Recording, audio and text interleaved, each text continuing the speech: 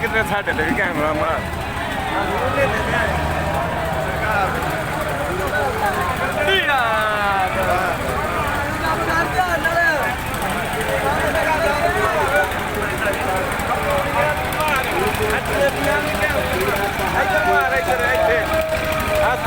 बेच लिया मार के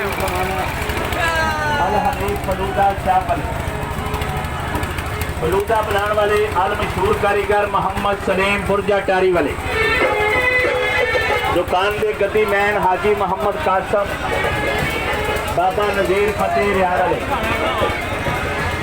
दुकान के प्रोपराइटर मालिक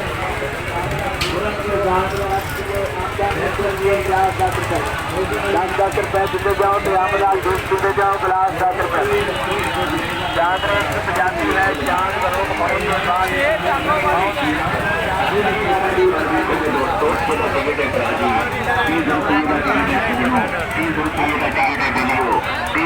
का टिकट है ₹30 का टिकट है ₹30 का टिकट है सजनों ₹30 का टिकट है बेलियो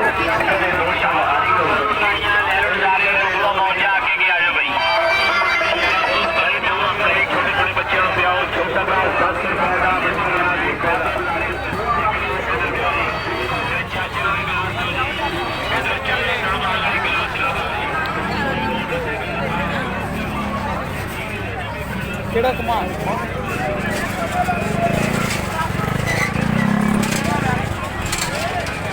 आज जो ही आया उदू साढ़े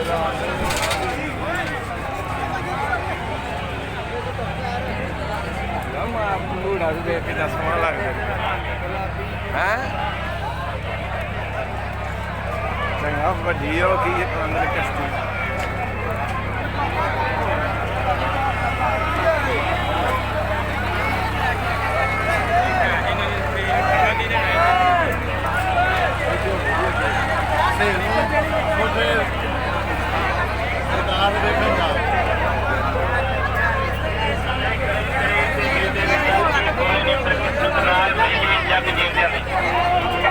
जिंदगी का कोई पता नहीं अगले मोड़ से मुलाकात होनी या नहीं होनी।